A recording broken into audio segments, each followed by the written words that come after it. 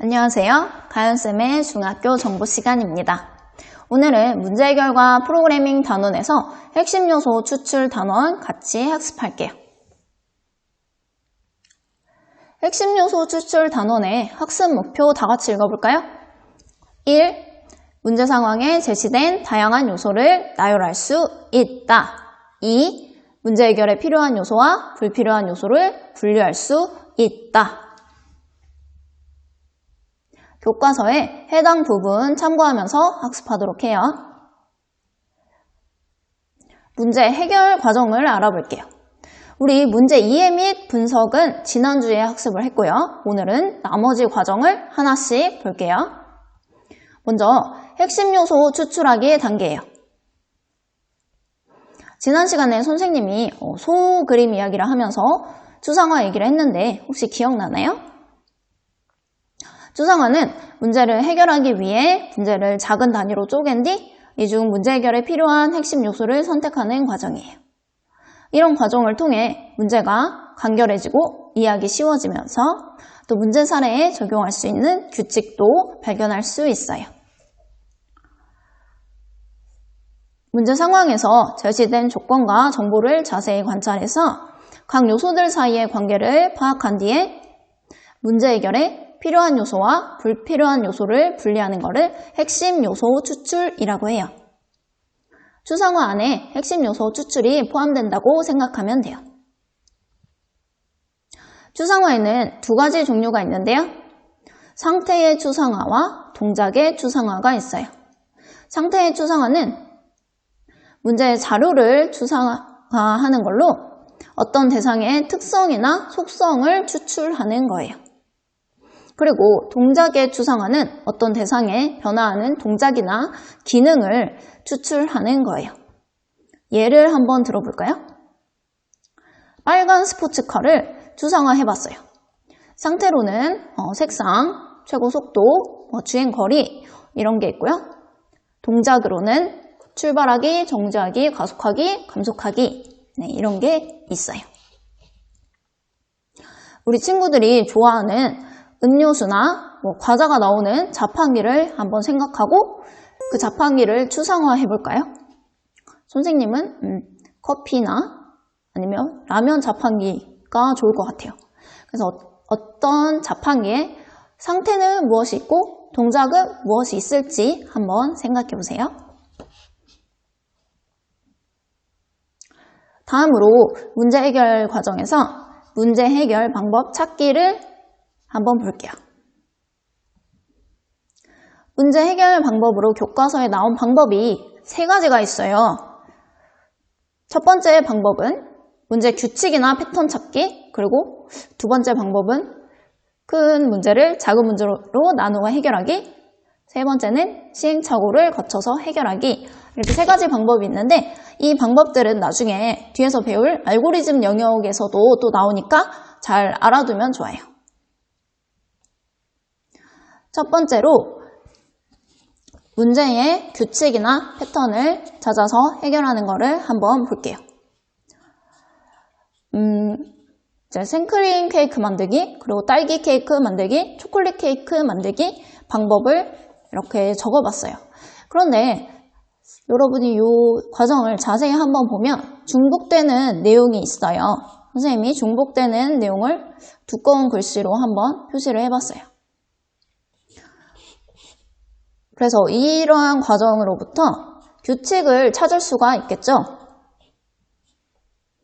그래서 내가 원하는 케이크를 만들려면 빵이랑 생크림을 만들고 그 다음에 빵에 생크림을 바르고 원하는 토핑을 올리고 장식하고 이러한 어떤 패턴을 찾아서 문제를 해결할 수 있겠죠. 두 번째로 큰 문제를 작은 문제로 나누어 해결하기예요. 내가 김밥을 만들고 싶은데 김밥을 만드는 데 필요한 자료, 그리고 처리 과정, 해결 후에는 완성된 김밥을 먹고 싶어요. 그래서 이렇게 한번 표현을 해봤는데 김밥 만드는 거를 혹시 본 친구들은 있겠지만 김밥 만드는 게 굉장히 어려운 문제예요. 그래서 이 어려운 문제를 간단한 여러 가지 문제로 나누는 거예요. 일단 밥을 하고, 그 다음에 재료 손질을 하고, 그 다음에 김밥 싸고, 김밥 자르고, 접시에 담고 이런 식으로 좀 더 간단한 작은 문제로 나누어서 해결을 하면 문제 해결하기가 더 쉽겠죠. 이렇게 큰 문제를 작은 문제로 나누어서 해결하기 좋은 문제가 뭐가 있을까요? 한번 생각해 볼까요? 선생님 생각에는 세계지도 그리는 거를 만약에 내가 혼자 다 한다면 되게 어렵겠지만 모든 별로 나누어서, 모든 별로 대륙을 나누어서 그리면은 좀 쉽게 해결할 수 있지 않을까 생각을 해봤어요. 여러분도 다른 예를 한번 생각해 보세요. 세 번째 문제 해결 방법이에요. 바로 시행착오를 거쳐서 해결하는 건데요. 원하는 결과가 나올 때까지 여러 번 시도를 하고 또 실수를 통해서 좋은 방법을 찾는 거예요. 대표적인 예로 미로 찾기가 있어요. 그래서 미로를 찾다가 막힌 길이 나오면 또 되돌아가서 뭐 다른 지점이나 처음 지점으로부터 다시 시작하는 거죠. 이렇게 세 가지 문제 해결 방법에 대해 알아봤어요. 그리고 문제 해결 과정의 마지막 단계인 실행하기 그리고 평가하기를 볼게요. 실행하기는 뭐냐면 이제 이렇게 여러 가지 문제 해결 방법을 탐색을 하고 최적이라고 생각되는 거를 선택해서 문제에 대입해서 실행해보는 거예요. 예를 들어서 선생님이 지난 시간에 철수가 이제 여러 가지 건물을 들려서 길 찾는 문제를 예로 들어봤죠? 네, 기억하시나요? 이렇게 가능한 경로를 모두 다 적어봤어요. 그 다음에 가장 짧은 경로를 선택하면 경로 3번에 10.5km겠죠. 이렇게 가능한 답을 선택해서 문제에 대입해 보는 게 바로 실행하기예요. 그리고 마지막으로 문제 해결에 답을 평가하는 과정이 필요해요.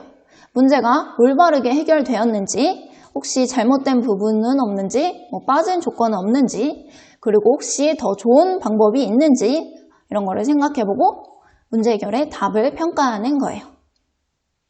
지금까지 평소 생활에서 만날 수 있는 다양한 문제의 해결 방법을 알아보았는데요. 우리는 정보교과잖아요. 그러니까 컴퓨팅 시스템을 이용해서 문제를 해결해야 돼요.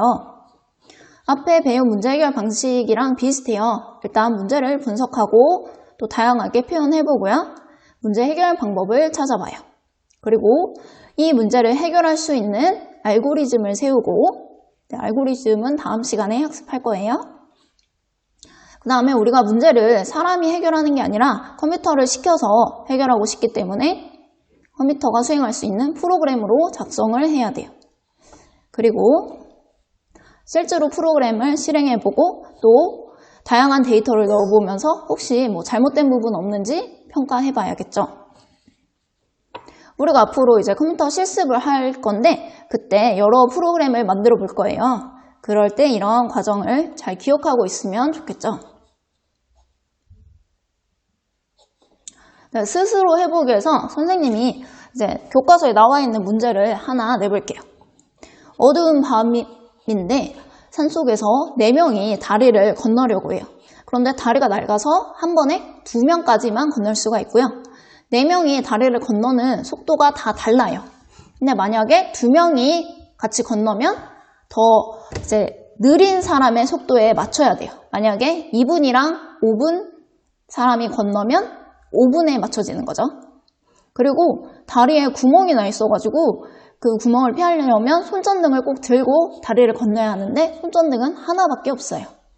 이런 상황에서 4명이 모두 다리를 건너려면 최소 걸리는 시간이 몇 분일까요? 지금 동영상을 멈춰놓고 한번 시간을 구해보세요. 네, 선생님이 좀 다른 다리 건너기 게임을 가져왔어요. 한번 도전해볼게요. 이제 30분 이내에 건너야 되고 2명씩, 그러니까 2명까지 건널 수가 있어요. 한번 가볼게요.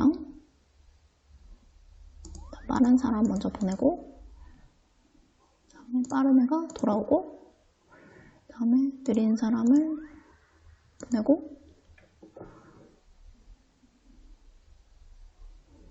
빠른 사람 들어오고 그다음에 불이 같이 가고 이런 식으로 해야 될 것 같은데 3 망했네요. 어떡하죠? 이렇게 하면 램프가 이제 수명이 다 닳아서 실패예요. 다시 한번 해볼게요.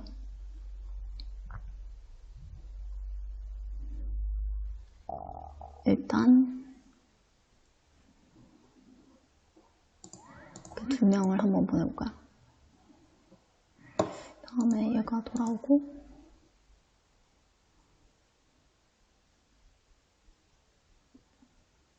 꼬인 것 같아요. 큰일 났네요. 얘네 둘을 한번 보내볼까요? 다음에 얘가 돌아오고 많은 느린 사람들은 같이 묶어서 보내는 게 좋을 것 같은데 5분밖에 안 남았는데 이렇게 하면 안 될 것 같아요. 1분 제일 빠른 사람을 먼저 보내는 게 좋을 것 같아서 그쵸? 다시 한번 도전해 보겠습니다. 네, 강 건너기 게임, 다리 건너기 게임이에요. 빠른 애끼리 보내놓고 돌아오고 이제 제일 느린 사람 보내는 거는 맞는 것 같은데 그 다음에 3번, 3번이 돌아오고 6번이랑 1번이 가야 되나? 하고 5번이 돌아오고 이렇게 해야 되나 봐요. 네, 이렇게 하면 성공했습니다. 네. 이런 식으로 여러분이 다리 건너기 아니면 뭐 강 건너기 게임 이렇게 검색을 하면 이렇게 플래시 게임이 몇 가지가 나올 거예요.